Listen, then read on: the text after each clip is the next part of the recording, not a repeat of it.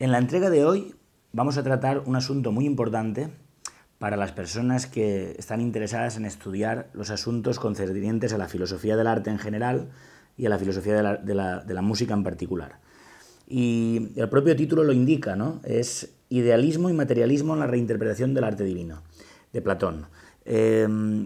Lo primero que tenemos que aclarar es que cuando decimos idealismo y materialismo, como bien explico, bueno, idealismo y materialismo no son disyuntos. Es decir, no hay un corte radical donde termina el idealismo y empieza el materialismo, ni viceversa. Al punto de que hay muchos tipos de idealismo y muchos tipos de materialismo, e incluso teniendo que tener en cuenta también que en algunas cuestiones, pues pueden haber más diferencias entre una clase de materialismo, un tipo de filosofía materialista y un tipo de filosofía y otro tipo de filosofía materialista que entre un tipo de filosofía materialista y un tipo de filosofía idealista.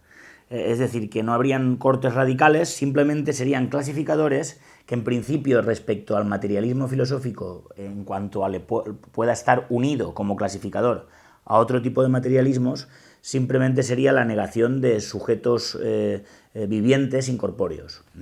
Esto prácticamente. Después en otros asuntos pues podríamos estar totalmente en contradicción absoluta, en contraposición total frente a otro tipo de materialismos. Decimos esto porque además cuando muchas veces se habla de que las artes liberales, pues de alguna manera lo que dice, bueno, ¿no? Que las artes liberales o posteriormente pues las bellas artes o las artes sublimes o la idea de bellas artes, ¿no? Pues tiene tantos componentes metafísicos como la idea de arte divino de Platón. Partimos de la premisa de que ya hemos destruido la idea de divinidad. Previa trituración de la idea de divinidad en cuanto a componentes angulares del espacio antropológico, lo que quedaría es ver pues la lectura de las explicaciones que realiza Platón acerca del arte divino, qué fulcros de verdad podría tener. Y esto, pues cada sistema lo lee de una manera diferente, como es natural, ¿no? Entonces, realmente podemos observar que en todas las tipologías de teorías del arte que Bueno expone en el Diccionario de Filosofía de Pelayo García Sierra, en todas las tipologías de teoría del arte, podemos encontrar pues reinterpretaciones del arte divino de Platón. Y no es tan simple la cosa, es decir, no se trata de darnos cuenta que, por ejemplo, en la música, pues el siglo XIX constituye un idealismo atroz en el cual pues todo se reduce al subjetivismo psicológico expresivista del artista como creador absoluto y como reducido al sujeto, ¿no? Al sujeto como creador. Porque, como bien Bueno explica en los cursos de filosofía de la música del Conservatorio de Oviedo, y lo ha explicado en muchos fragmentos, en muchos vídeos, pues las teorías de Hanslick podrían reinterpretarse como coordinables con la doctrina de la música sustantiva.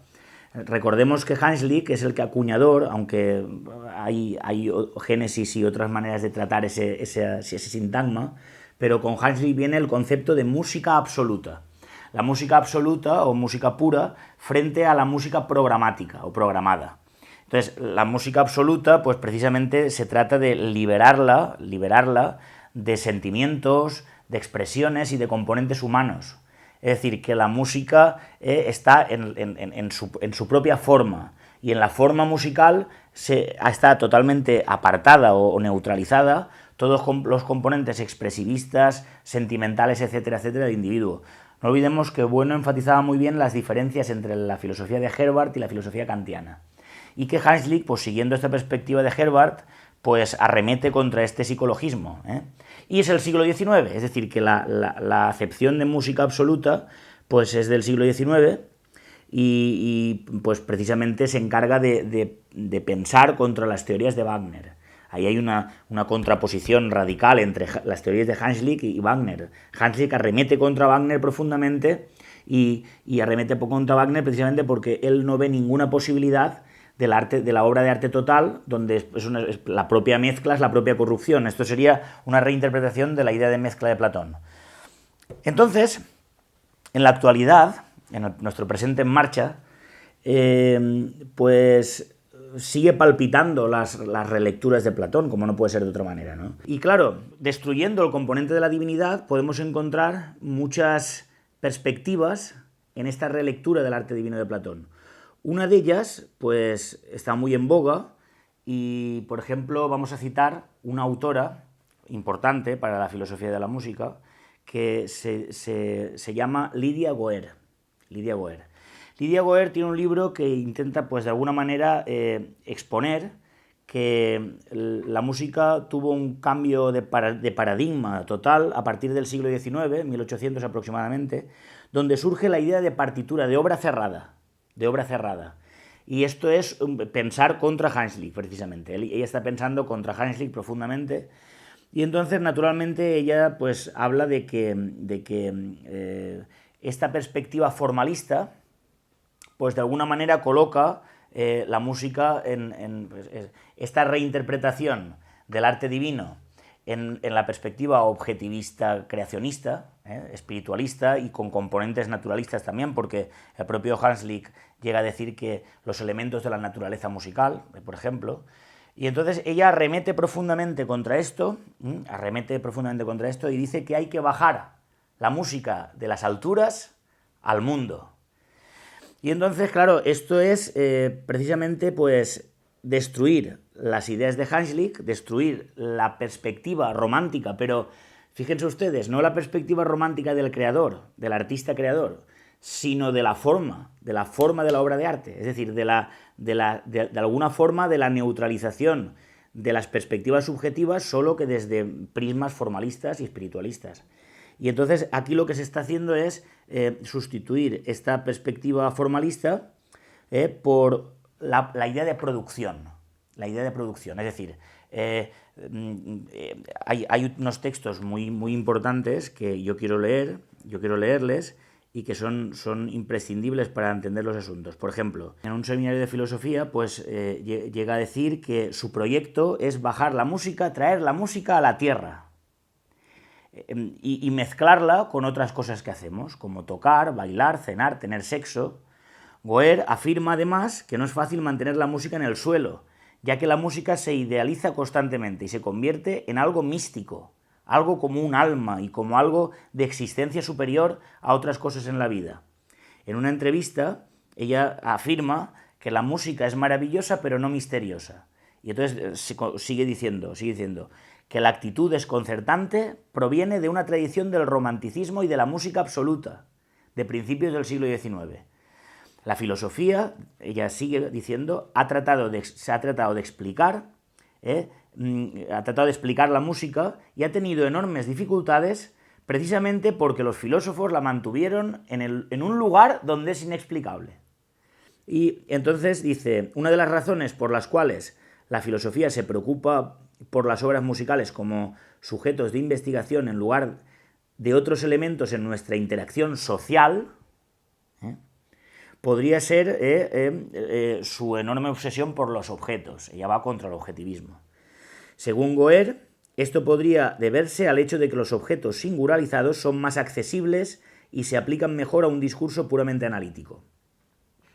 En una de las sesiones, Goer menciona la expresión cultura del objeto, arremetiendo contra ello, refiriéndose a un pensamiento de objetos en lugar de actividades. Ella busca actividades. Y entonces una de las preguntas que hace es estas, ¿no? Es ir contra la música como un elemento museístico. Es decir, la música queda atrapada en los museos a través del concepto de obra musical. Y entonces, claro, pues en su libro, por ejemplo, pues dice, ¿cuál es la diferencia entre una interpretación de la Quinta Sinfonía de Beethoven y la Sinfonía misma? ¿Qué significa para los músicos ser fieles a las obras que interpretan? Y entonces combina métodos históricos, examina conceptos como, por ejemplo, la práctica de la música en el siglo XIX y respecto a cómo se practicaba anteriormente. Entonces viene a decir que a partir del siglo XIX pues nuestro comportamiento frente a la música clásica pues se reduce a una especie de normas de comportamiento por estar un poco ante el fetichismo de la obra, ¿no? de la obra de arte cerrada. Bien, claro, ella pretende destruir esto, pero claro, volvemos a lo de siempre. Para reconstruirlo sigue palpitando el fondo de Platón. Claro, pues ella para reconstruirlo pues toma partido por la idea de improvisación. La idea de improvisación como producción humana y como algo de interacción social. Claro, y entonces la idea de improvisación pues tiene una perspectiva basada en la nematología de la libertad, de la hipóstasis de la idea de libertad. Claro, la idea de libertad la podemos ver en contra de la obra cerrada, imperialista, que somete al hombre, ¿no? De alguna manera es la divinidad que antes tenía sometido al pueblo, la idea de Dios que tenía sometido al pueblo, pues la obra, de alguna manera, como es una forma pura que se coloca en el más allá, pues tiene sometido al pueblo y tiene que ser sumiso frente al pueblo, ¿no? Y entonces, claro, yo recuerdo un compañero mío que una vez me decía que se debería de cambiar la palabra partitura por partitortura. Partitortura, me decía. Porque, claro, se quita la libertad. Entonces, claro, de alguna forma, la idea de divinidad, pues sigue atrapada en el eje circular. La idea de divinidad, previa destrucción del eje angular, previa destrucción de la propia idea de divinidad, pues la obra de arte es una interacción social entre individuos, una interacción social donde está mezclada con nuestros comportamientos etológicos, con nuestros haceres humanos, a través de analogías y a través de cosas. Bien. Lo que queremos, pues precisamente es hoy pretendemos pensar contra Goer. Vamos a pensar contra Goer. Y vamos a pensar contra Goer diciendo pues que si el componente formalista de Haynslick es idealista, el componente de Goer es más idealista todavía, si cabe.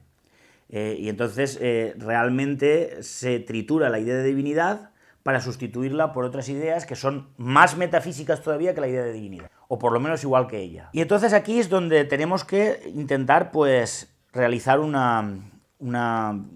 qué es lo que el materialismo filosófico defiende y a ultranza, y que no tiene nada que ver con todo esto, no tiene nada que ver con todo esto, porque claro, tampoco es que vayamos a tomar partido por Haynslick, al cual hemos criticado muchísimas veces, claro, decir que, como decía Haynslick, ¿no? Dice, el fundamento filosófico de la música son las imprescindibles precisiones espirituales que se hallan en conexión con cada elemento musical y la clase de relación recíproca que mantienen los elementos en cuestión. Pues esto es espiritualismo puro y duro, cómo el espíritu se plasma en las formas sonoras y cómo tal. Entonces, claro, una actividad objetiva y moldeadora, que es la forma. Claro, lo que ocurre es que sí que es cierto que dice, en el sentido de la lógica musical solo podemos hablar de música. Queda fuera, no se puede distinguir entre forma y contenido.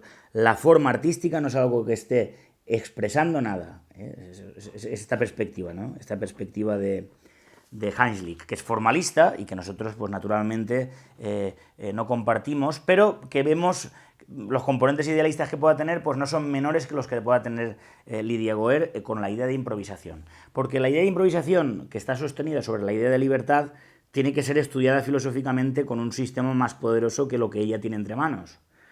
Entonces vamos a intentar ver qué es lo que dice el materialismo filosófico y qué es lo que nosotros podemos reconstruir o desarrollar desde el materialismo filosófico.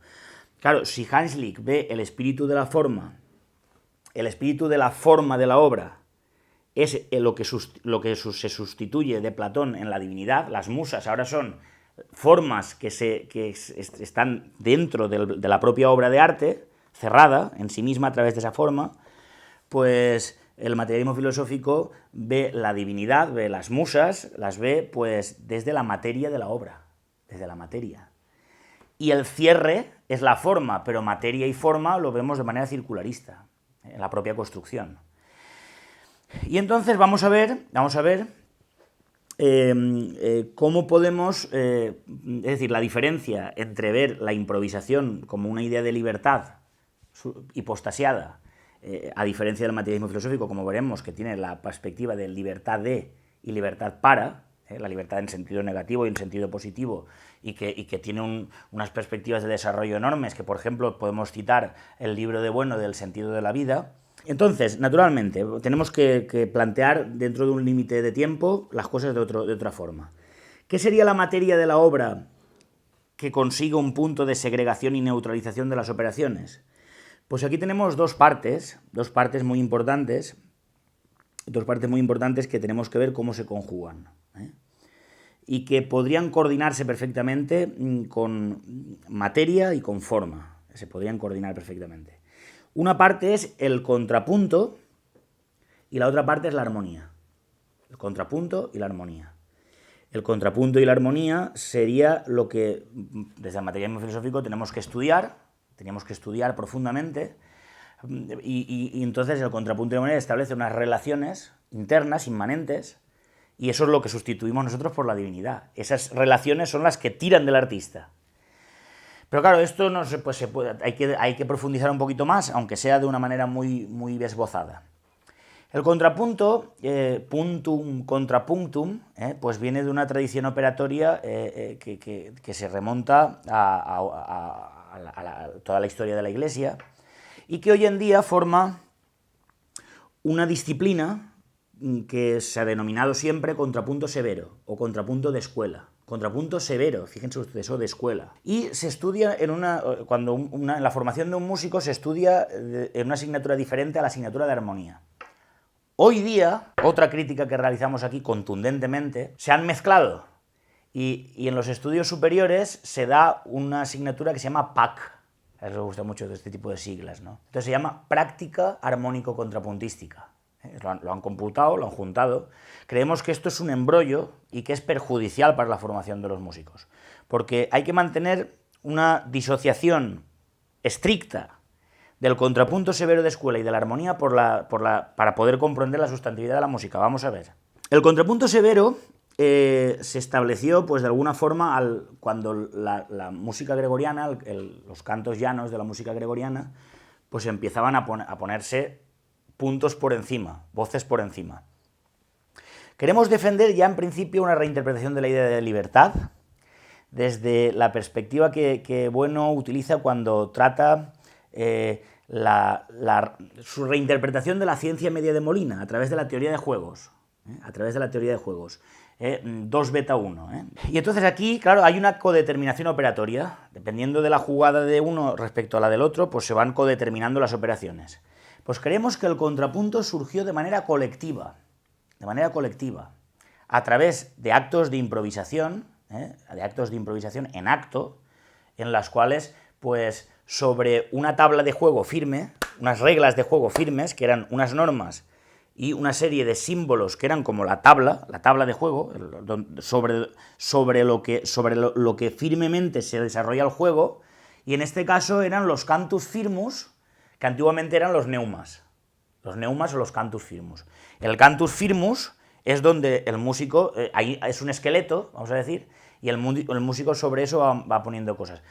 Hoy en día todavía queda esta perspectiva de teoría de juegos en la improvisación de jazz, donde hay unos acordes, una serie de séptima, G treceava o onceava, lo que sea, se van poniendo una serie de acordes, una serie de patrones, una especie de círculos operatorios, pero después hay una parte aleatoria, donde cada músico va tirando por unos caminos, y cuando el otro músico recoge esa improvisación, tiene que estar tomando en cuenta lo que ha hecho otro para ir codeterminándose con él. Entonces, hay una perspectiva de teoría de juegos porque, dependiendo de lo que hace un sujeto operatorio, el otro tiene que reaccionar, todo sobre el molde de la base. Cuando esto se lleva a la escritura y se hace de ello una técnica y una tecnología muy precisa, pues aquí ya se pierde esa libertad, porque ya son normas y ya son cosas que hay que completar de acuerdo a unas normas. Entonces ya hay que... Pero ahí está la propia virtualidad de la disciplina del contrapunto severo. ¿Cuál es esta? Muy importante. Pues que el cantus firmus ya establece un cierre. Un cierre donde hay unas normas de poner interválicas por encima, pero no se va a pensar en ningún tipo de grado armónico. Es decir, en el contrapunto no pensamos en grados. Por eso mezclar práctico armónico contrapuntística es que la música real, vamos a decir, es una práctica armónico contrapuntística, pero para poder entenderlo primero hay que destruir todos esos componentes, hay que desguazarlos para poderlos ver disociados y poder ver cómo encajan. Y entonces en el contrapunto lo que se ven son la conducción de las voces, sin más preocupación de grados ni de nada. Son conducción de las voces donde a partir de las interválicas que se pueden hacer y las que no, se está viendo si unas voces bajan, otras suben, otras y por grados conjuntos, se va viendo distintas especies, se va, pero claro, todo sometido a la firmeza del canto del bajo dado. Y entonces, claro, aquí la música no puede expandirse porque lo que le impide la expansión es la propia rigidez de la firmeza del canto base. Pero coges la gimnasia de aprender a mover las voces. Esa gimnasia es muy importante. Ahora bien, tampoco podemos decir que en los cantus firmus no hay grados. Hay grados, pero son grados muy regulares, muy establecidos y muy cerrados. Y entonces son puros cierres tecnológicos, no es arte, porque no te puedes salir de ahí, no te puedes salir de ahí. Que hay grados, en el propio libro de Fuchs está, cuando dice lo siguiente. Saben ustedes que el gradus ad Parnassum de Fuchs es como los diálogos platónicos, el gradus ad Parnassum, el ascenso al Parnaso, entonces tienes que ir escalera por escalera, que son las especies de contrapunto, que cada vez son más difíciles, a varias voces al final. Y entonces está Pieriluigi, que es el que representa al personaje de Palestrina, y Johann, que es Fuchs, el propio alumno. Y entonces hay un momento que en el diálogo le dice el maestro, ¿no sabes que una cláusula formal, cláusula, cierre, se cierra con la tercera mayor y que tras ella va la octava? Más una cláusula, y aquí está la idea otra vez, lo que Bueno estudiaba como la verdad en música, ¿no? Aquí está la idea de verdad, y la idea de verdad está aquí, y la idea de mentira. Dice, más la cláusula fingida, tiene, en vez de la tercera mayor, la tercera menor. Como ustedes saben, él defiende ya los 5 primeros armónicos, siguiendo la teoría de Rameau, y entonces, claro, naturalmente se llega hasta la tercera mayor. La tercera menor es algo más artificial. Dice, y burla los oídos cuando suena una tercera menor, en el final.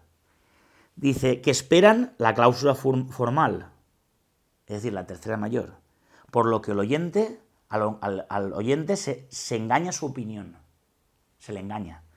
Por eso la nombran los italianos engaño. Fíjense ustedes qué cosa más bonita. Entonces, ahí ya, ¿qué está haciendo de alguna forma Fuchs? Estableciendo que sí que hay grados, pero que el grado está intrínseco en el propio dibujo del cantus firmus, del cual tú no te puedes salir. Tú no lo puedes dilatar ni lo puedes extender, te tienes que ceñir a ese marco, esa tabla de juego. Bien, entonces, esto es el contrapunto severo, claro, que tiene este cantus firmus. Claro, ahora, ¿cuál es la diferencia con la armonía? La armonía no ve conducción de voces, sino que las teorías de la armonía funcionan a través de una idea que Schenker denomina idea sintetizadora, exactamente lo denomina caracterización sintética de los grados, sintética.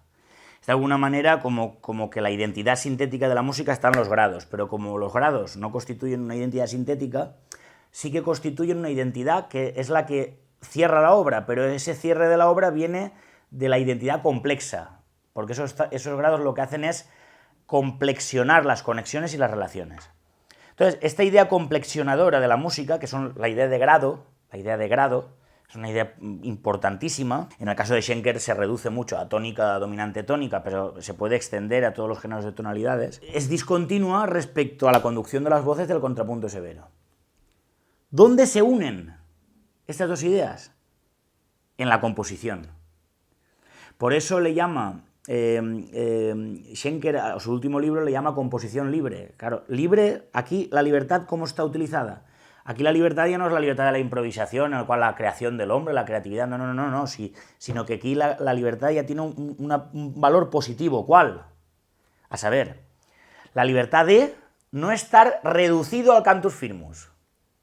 Es decir, que tú estás componiéndolo todo.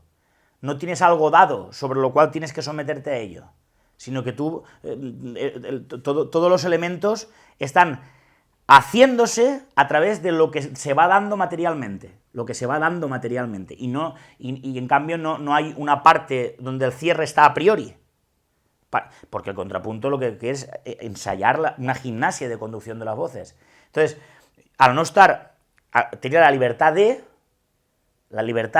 no estar, la libertad negativa, no estar sometido al cantus firmus. Pero la libertad para que los elementos del contrapunto severo estén desarrollados y expandidos a través de distintas confluencias de voces que van a establecer grados a partir de nuevas morfologías. Entonces, esta conducción de voces sin el cantus firmus tiene dos elementos importantes a saber. Primero, que se forman los grados a distancia. Es decir, que no tenemos que buscar grados en cada simultaneidad de voces, ¿no? Sino que los grados muchas veces están a distancia. Si nosotros cantamos tim paririm pam pirarim pam pam pam pirarim pam papim pam pam pim poriraram lariraram. Ha habido una expansión del grado tónico, del grado de tónica, una enorme expansión sobre muchos conglomerados armónicos, pero no sobre cada nota hay que ir viendo grados, sino que los grados se expanden. Entonces, al expandirse, van dándose relaciones y conexiones inesperadas. Y esas relaciones y conexiones inesperadas van dando camino a la obra, y van dando una conciencia de error.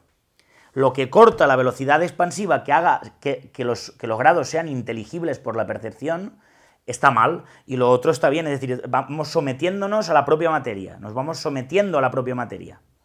Y por otro lado, pues esos caminos por los cuales esa morfología va dándose, pues tiene relaciones inmanentes objetivas. Y ojo con esto, son análogas a las identidades sintéticas de las ciencias. Lo que pasa es que no son identidades sintéticas, esa es la cuestión, pero no por ello no son objetivas. Entonces, esta objetividad, ¿cómo la podríamos analizar nosotros? Pues siguiendo un plan de trabajo analítico dividido en tres grandes estratos, a saber, un estrato estatutario, que Bueno llamaba cuestiones estatutarias, un estrato estatutario, que está basado en estos grados. Estaría basado en la idea de hiperrealismo expuesta en el cierre categorial. Porque no es lo que tú oyes, sino lo que... Fíjense ustedes, lo dice Gustavo Bueno de una manera maestra, vamos a verlo aquí. No consistirá en la presencia de lo que no es, sino en la ausencia sensible de lo que es y actúa. Es esta perspectiva de kenosis o vaciamiento. ¿Por qué vaciamiento? Porque miren ustedes, si yo escucho ahora una melodía y hace ton, to, ton, tin, ti, tin, ton, to, ton, to, tem. Pero lo que pone en pie esa música, para que yo la entienda, es do, mi, sol, do, toriroró, lorirorom. Lorirom. Ese grado sintetiza ton, to, tom, tin, ti, tim, ton, totem, lorireram. Y entonces yo tengo aquí un piano, una guitarra y puedo acompañar eso porque aunque no suene en la melodía, está intrínseco en su propia morfología. Y eso ocurre cuando vemos muchas capas melódicas, pero van dándose complexiones que van dando camino, son marcas que van dando camino a la inteligibilidad de la totalización. Después habría otro estrato, que es el estrato constitucional, el que tiene que ver con cuestiones constitutivas. Estrato constitutivo. Claro, y aquí ya tendríamos que ver los componentes del contrapunto, pues no sometido a un cantus firmus, sino basado en el despliegue de lo que se va dando en la composición, en el despliegue. Y en ese despliegue pues hay contracciones y dilataciones, isomorfismos, transformaciones, mutaciones. No es algo arbitrario, porque todo tiene que venir dependiendo de las leyes del melos, es decir, tiene que venir de manera que vaya conectando y relacionando lo que ha sonado antes con lo que va a sonar después. Es decir, que tú estás sometido, el compás 100 de la obra está sometido al compás 30. Y entonces no es libre, tienes que... Y esa es la ion, no es una fuerza divina lo que hay en ti, no es una técnica lo que hay en ti, sino una fuerza divina te conduce. ¿Qué me conduce? El propio despliegue de la obra que estoy componiendo, o la obra que estoy tocando. Las propias conexiones y relaciones que son, aparte de la parte subjetiva, es decir, son objetivas, pues van moviéndote. Y claro, en ese movimiento, pues hay unas voces que se compusieron y que nosotros tenemos que tocar desde perspectivas actualistas. Y en esa perspectiva actualista tiene que estar las leyes de la improvisación. ¿Cómo no? Porque por eso se va actualizando a partir de movimientos diferentes, de colores diferentes que la interpretación va dando, pero todo esto sometido a estas cuestiones constitutivas. Y por último, el estrato joreomático, que está basado en las múltiples líneas que forman floreos, retardos, escapadas, interrupciones, notas de paso, elipses, etcétera, etcétera. Y todo esto, pues está basado en alegorías. Es como una cosa sin peso, si fuera aquí tiene peso. Entonces, el peso no está en las notas, pero es una alegoría que va haciendo que las prolongaciones entre los grados vayan conectando y relacionando las partes. Y esas relaciones son internas, inmanentes y necesarias, pero no necesarias en el sentido de identidad sintética de las ciencias, sino de la identidad compleja de un compuesto que nosotros llamamos música sustantiva. Y por último, después de decir esto, pues sin tener estos armazones, pues yo creo que la idea de arte sustantivo de Gustavo Bueno, para poderla entender y no confundirla con otras cosas, sino porque las críticas que se han hecho últimamente a la idea de arte sustantivo, desde los fetiches y tal, se parecen mucho más a lo que dice Lydia Boer, por ejemplo, se parecen mucho más, solo que igual de una manera más agresiva y más rupturista, pero se parece mucho más a esto que precisamente lo que ha construido Bueno. Lo que ha construido Bueno es otra cosa. Yo estuve en la biblioteca de Bueno y habían varios libros de contrapunto donde habían apuntes y anotaciones muy precisas, donde tenía un interés enorme por los cifrados, los bajos continuos, los contrapuntos de distinta especie, las escapadas, las elisiones, los retardos, la manera de construir, la manera de modular, las modulaciones por transformación, por transformación por enarmonía total o parcial, por cromatismo, etcétera, etcétera. Tenía interés por todo esto, porque si no entendemos todo esto, sería como pretender haber construido la teoría del cierre categorial sin saber ninguna ciencia y sin poner ejemplos científicos. En conclusión, una cosa es leer a Platón creyéndose el asunto de las musas o relacionando de manera unívoca materia ontológico general y la idea de Dios como si tuvieran una correspondencia directa, o en cambio entender que es una especie de actualización de la metafísica. Entonces, al destruir todo eso, pues queda todo reducido a la cultura de la naturaleza. Otra cosa es una perspectiva nihilista, en la cual prácticamente todo queda destruido, todo queda una especie de perspectiva escéptica, donde al final el arte no es nada, y entonces el arte simplemente es como pues hacer un zapato o hacer una sinfonía, es lo mismo, no hay diferencias, y no digo con esto que hacer un zapato sea menor que hacer una sinfonía, solo que son cosas muy diferentes, y que tienen categorías diferentes y que hay que estudiar. Entonces, claro, todo esto tiene que recaer en idealismos, tiene que recaer en idealismos, componentes idealistas, pues basados en el fetichismo, basados en un reduccionismo a la idea de humanidad y de sociología, basados en la idea de forma o de espíritu, en la idea de subjetivismo psicologista o sociológico. Es decir, tiene que recaer preciso en cualquier de estos ámbitos. Y otra cosa es pues leer el arte divino de Platón, viendo a las musas y al nomos como las leyes internas de cada categoría, y verlo en cada obra cómo se desarrolla, se conforma y se constituye.